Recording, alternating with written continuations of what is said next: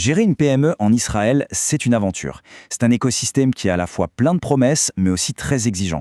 Alors comment on fait pour transformer les défis en véritables opportunités? C'est justement ce qu'on va décortiquer ensemble. Allez, c'est parti. Pour commencer, il faut se poser la bonne question. C'est quoi, au fond, une PME israélienne? Et là, il faut tout de suite oublier la définition un peu administrative qu'on connaît. La réalité sur le terrain, elle est bien plus intéressante. Voilà. D'un côté, on a la vision purement administrative, une simple fourchette de nombre d'employés. Et de l'autre, on a ce qui se passe vraiment, une entité vivante, structurée, qui est obsédée littéralement par les résultats et le retour sur investissement. Il faut imaginer une machine qui ne s'arrête jamais, toujours en mouvement, toujours à la recherche du prochain défi, du prochain projet. C'est ça, le véritable ADN d'une PME ici. Mais attention, toute cette énergie, si elle n'est pas canalisée, elle peut vite se disperser. Pour qu'une PME puisse vraiment prospérer et pas seulement survivre, elle doit s'appuyer sur des fondations, des piliers opérationnels qui soient indestructibles. Voyons voir ce que c'est. Alors quels sont-ils, ces fameux piliers? En fait, la réponse est assez simple. Tout tient en 3 grands domaines qu'une PME qui réussit doit maîtriser à la perfection. Le premier pilier, et c'est sans doute le plus critique, les finances. Et là, on ne parle pas seulement de faire sa comptabilité. Non, on parle d'une gestion de trésorerie quasi chirurgicale, d'un business plan qui est une vraie boussole pour l'entreprise, et d'audits réguliers pour être sûr de garder le contrôle. C'est un peu le système nerveux de l'entreprise. S'il lâche, tout le reste s'effondre. Deuxième pilier, tout aussi essentiel, le capital humain. La gestion des équipes, c'est un art, et c'est un art délicat. Mettre en place des processus RH qui sont solides, que ce soit pour la paix ou les relations sociales, ce ne sont pas juste des détails administratifs, ce sont les rouages qui permettent à l'atout le plus précieux de l'entreprise, ses collaborateurs, de fonctionner en parfaite harmonie. Et enfin, le troisième pilier, qu'on pourrait appeler le cœur du réacteur, le développement commercial. C'est là que tout se joue pour la croissance. Analyse de marché, optimisation des process de vente, la relation client. C'est un domaine tellement crucial qu'on va prendre le temps de s'y attarder un peu plus. Bon, concrètement, comment on fait pour booster cette croissance?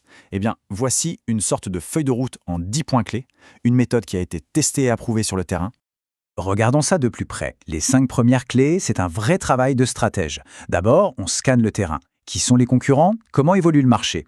Ensuite, une petite introspection. Quelles sont les vraies forces de l'entreprise et ses faiblesses?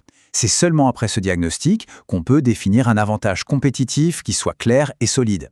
Et c'est sur cette base qu'on peut ensuite construire une machine de vente qui soit vraiment efficace. La règle d'or, l'analyse avant l'action. Les 5 clés suivantes, elles, se concentrent sur l'exécution. Le point vraiment crucial ici, c'est l'équilibre. Il faut à la fois fidéliser sa base de clients, la chouchouter, et en même temps partir à la conquête de nouveaux. Pour y arriver, les équipes commerciales doivent être au top, donc formées en continu. Bien sûr, la technologie peut aider avec des outils pour mieux gérer la relation client. Et pour finir, la 10e clé, qui vient boucler la boucle, le pilotage. On suit tout ça avec des tableaux de bord clairs. Après tout, ce qui ne se mesure pas ne s'améliore pas. Ok, donc une fois que la machine est bien huilée au quotidien, que l'entreprise tourne bien, les PME les plus ambitieuses cherchent à passer au niveau supérieur, à changer de dimension. Mais comment? En menant des opérations stratégiques qui peuvent complètement redéfinir leur avenir. Là, clairement, on entre dans la cour des grands.